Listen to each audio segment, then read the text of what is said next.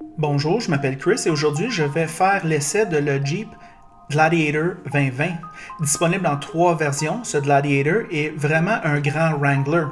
J'ai le milieu de gamme pour l'après-midi ou, comme Jeep l'appelle, Overland. Mais d'abord, le modèle de base ou Sport S commence à 47 245 canadiens, ce modèle milieu de gamme 51 245 et le Rubicon commence à 54 245. Tous les Gladiators sont livrés avec un V6 et un choix de transmission manuel ou automatique. Overland a un toit rigide en 3 morceaux qui permet différentes configurations auxquelles je ne me suis pas livré car c'est l'hiver. Entrer dans Gladiator est difficile, mais une fois que vous êtes à l'intérieur, c'est bien. À l'extérieur, comme à l'intérieur, Gladiator est un véhicule d'émotion. L'intérieur réussit à avoir l'air moderne, mais l'héritage de ce Jeep n'est jamais oublié. Il y a des œufs de Pâques cachés un peu partout. J'adore ça. Dans cette Overland, ou milieu de gamme, le Bedliner est une option et vous pouvez charger jusqu'à 1140 livres. La version de base peut prendre jusqu'à 1600 livres. Un système audio Alpine est de série. Le site web de Jeep est facile à utiliser et offre une expérience d'achat exceptionnelle qui vous permet de comparer et contraster les différents modèles. Le modèle proposé a un V6 qui développe 285 chevaux et 260 livres de couple et fait 14,3 litres en ville et 10,4 litres sur l'autoroute. Le choix de transmission sont une manuelle 6 vitesses ou une automatique 8 vitesses et ce pour tous les modèles. Voici nos pensées sur la route. Bonjour les amateurs de voitures, aujourd'hui Ross m'apporte le Jeep Gladiator 2020. Ross, qu'est-ce que tu en penses de ce camion-là? Bien, ici, cette semaine, en essai, on a la version Overland. Première génération en termes de Jeep Gladiator. FCA, Chrysler dans le temps, et avec Jeep, a déjà apporté cette formule en version Jeep, version pick-up intermédiaire. Mais pour 2020, c'est vraiment la première génération. Non évaluée selon l'IDHS. Par contre, ça devrait l'être dans les prochains mois. Capacité hors route, est-ce que j'ai besoin d'en parler? C'est un véhicule pour faire du hors route. C'est probablement le plus capable d'aller dans les sentiers battus, aller dans le bois, aller dans une pourvoirie. Tous les endroits qui ne sont pas asphaltés là, correctement. Ce C'est un gros 4 roues. C'est un gros 4 roues. Il n'y a pas de problème là. Capacité de remorquage qui est de 3470 kg selon la version choisie, ou si vous préférez, 7650 livres. Fait qu'on est presque que dans l'entrée de gamme des pick-up, des camions légers pleine grandeur, en termes de capacité de remorquage. On approche le 8000 livres. Là. Fait que c'est quand même sérieux à ce niveau-là. Choix de moteur, évidemment, ici, ce qu'on a, c'est le V6 Pentastar qui est jumelé à toutes les sauces chez FCA. C'est un moteur qui a fait ses preuves, qui est fiable. Probablement le meilleur V6 que FCA, Chrysler, a fait de toute son existence. Choix de moteur en turbo diesel qui viendra un peu plus tard dans l'année. Le V6 3 litres turbo diesel qui devrait, selon moi, va être très bien adapté avec 442 livres-pieds de couple. Ce véhicule-là, en hors-route, va faire des ravages.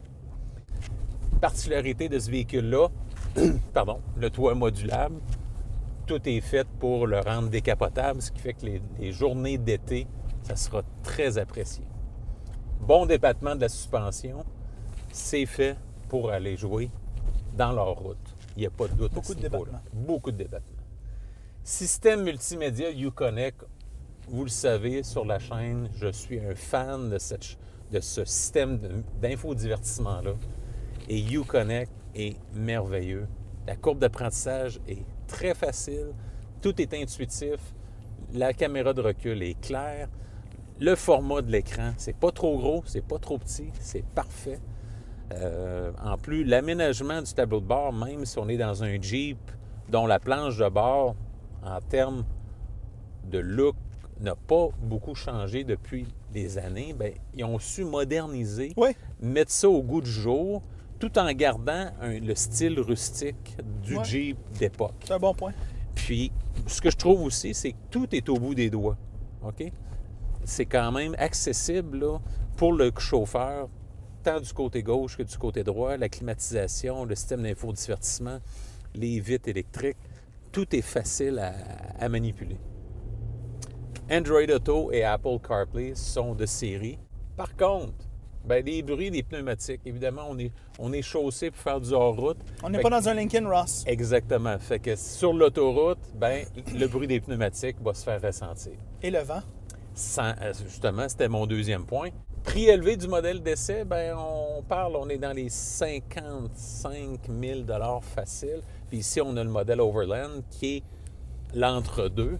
On aura plus tard le Rubicon qui est le modèle haut de gamme plus dispendieux. Consommation assez élevée, on parle en ville, là, c'est du 14-15 litres au 100 facile. Sur l'autoroute, environ 10 litres au 100. Fait que c'est pas un véhicule à vocation écologique, c'est vraiment pour le tout-terrain, le hors-route. La fiabilité, c'est un petit peu inégal chez Jeep. Vous pouvez ne pas avoir de problème ou des fois quelques problèmes d'électronique, des choses comme ça. Ça, évidemment, l'avenir va nous le dire. C'est un nouveau modèle basé sur un Wrangler, mais quand même, c'est la première année modèle au niveau du Jeep Gladiator. La concurrence. C'est un modèle qui est quand même assez niche, mais il y a quand même des équivalents. Il y a le Chevrolet Colorado, puis le GMC Canyon. On a essayé le Colorado ZR2 avec le moteur turbo-diesel. J'aurais tendance à dire, avec le Duramax, que c'est peut-être celui qui se rapproche le plus avec le Toyota Tacoma en termes de capacité hors route. Okay? Il y a le Ford Ranger, mais beaucoup plus civilisé.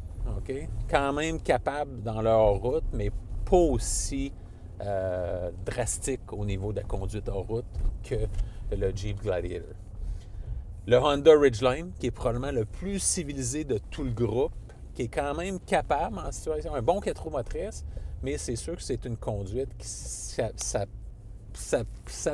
avoisine plus le comportement d'un VUS que d'un véhicule tout-terrain comme celui-là. Le Nissan Frontier, par contre, celui-là, je pense, de toute la catégorie, c'est probablement celui qui consomme le plus. Nissan Frontier est un véhicule fiable, mais vieille techno, vieux moteur, très robuste, mais par contre, au niveau de la consommation, là, c'est astronomique. Et comme je disais tout à l'heure, pour finir le tout, le Toyota Tacoma. Quelles sont tes premières impressions sur le Jeep Gladiator 2020, Chris? Moi, Ross, j'ai eu un 4 roues pendant une couple d'années. Puis, je sais pas, on dirait que les capacités de ce véhicule-là me font penser à mon vieux 4 roues.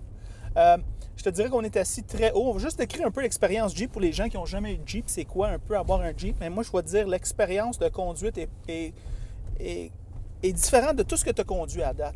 Je te dirais qu'on s'assit très haut, Ross. Très haut. On a besoin de ces manches-là pour monter à bord, parce que sinon, on ne montera pas. Puis on est dans un camion intermédiaire. On n'est pas un camion pleine grandeur. Non, c'est vraiment haut. Et puis, on a vraiment une bonne visibilité. Les fenêtres peuvent paraître petites, mais ils sont verticales et non diagonales. Alors, qu'est-ce que tu as mais en hauteur, mais tu l'as tout. On a aussi quand même une bonne visibilité ici. Excellente remarque que tu as faite à propos de l'intérieur, qui a le look, on dirait le look Jeep ancien, mais mélangé avec du nouveau. C'est très bien fait. Une couple de notes ergonomiques, Ross. J'aime comment que Jeep a mis le volume, le contrôle de climatisation et le bouton tune pour la radio. C'est vraiment bien fait, intelligent. Tout est simple. C'est vraiment... Oui, ça, c'est vraiment bien fait, ça.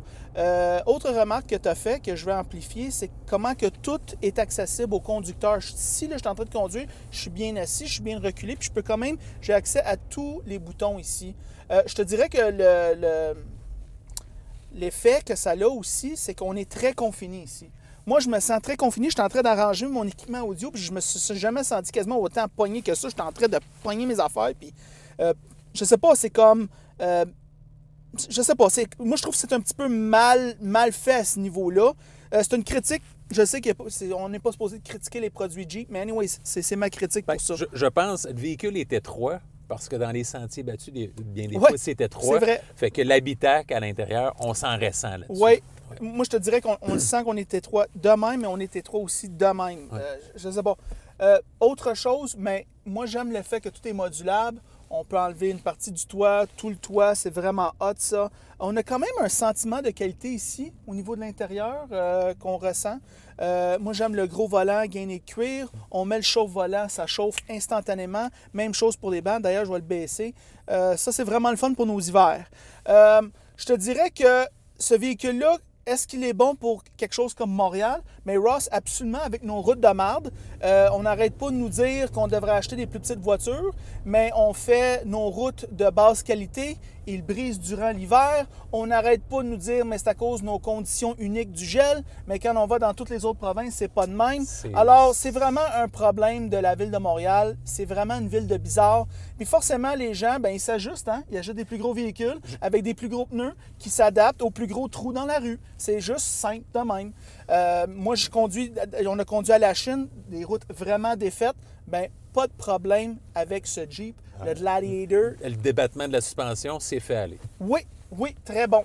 Tu as fait une remarque sur l'autoroute, la direction est un peu pas centrée, mais quand on est sur l'autoroute, on sent un petit peu que... Il y a un flou dans le milieu. Il y a un flou dans le milieu. C'est ça. Alors, c'est ça l'expérience de conduire un Jeep, Ross. Moi, je te dirais que c'est le fun. C'est pas mon affaire, mais pour les gens, je suis capable de voir les gens qui aiment ça.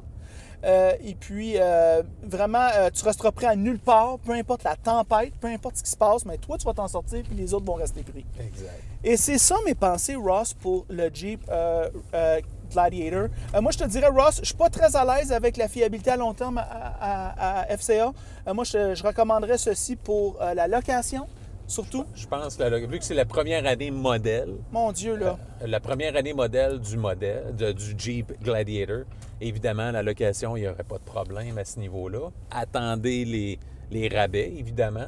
Et puis, ben, c'est un camion intermédiaire dans un marché niche qui est unique, qui conserve une excellente valeur de revente quand il est bien conservé. Et puis, si vous n'avez pas eu de problème, ben après la location, ben là, peut-être ça serait un bon choix parce que peut-être que la valeur résiduelle sera inférieure à la valeur du marché. Fait que ce sera peut-être un bon achat pour vous après ça. Puis, c'est un véhicule qui a un look unique. C'est un petit Tonka. Oui. Alors, c'est ça nos pensées du Jeep Gladiator 2020. En passant, si vous aimez la vidéo, aimez-le. Si vous ne l'aimez pas, aimez-le pas. Et si vous l'aimez beaucoup, mais franchement, abonnez-vous donc à la chaîne. Et c'est tout.